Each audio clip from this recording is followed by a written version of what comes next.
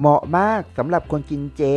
นี่คือ6อาหาร6ประเภทที่ให้โปรตีนเทียบเท่าเนื้อสัตว์ควรลองเลยนายโอลิแชร์ออนพรีเซนต์สวัสดีครับสำหรับใครที่เข้ามารับชมอย่าลืมกดแชร์ไลค์ Subscribe และกระดิ่งแจ้งเตือนด้วยนะครับเอาละไปรับชมกันเลยครับสำหรับผู้ที่รักสุขภาพและอยากได้บุญไปด้วยวันนี้เราได้นำอาหารเจที่สามารถให้โปรตีนเทียบเท่ากับเนื้อสัตว์มาฝากกันครับมอคโคลีผักโขมถั่วมันฝรั่งดอกกระหล่ำและข้าวโพดครับพืชผักที่กล่าวมานี้ส่วนใหญ่จะให้โปรตีนสูงมากครับและนอกนั้นยังมีประโยชน์เกี่ยวกับทางด้านการดูแลสุขภาพและบำบัดโรคนั่นก็คือช่วยบรรเทาอาการโรคนิ่วโรคเกาต์และข้ออักเสบรูมาตอยด์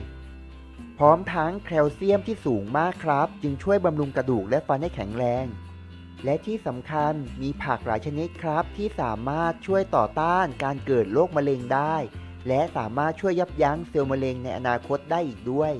เป็นอย่างไรกันบ้างครับสำหรับวิดีโอคลิปนี้ผมหวังว่าจะถูกใจกับคนที่รักสุขภาพและอยากได้บุญอันนี้เราได้นำจัดเต็มมาให้เลยนะครับสำหรับใครที่ถูกใจก็อย่าลืมแชร์ให้คนอื่นนะครับแล้วก็คอมเมนต์ใต้คลิปด้วยขอบคุณมากครับที่เข้ามารับชมสวัสดีครับ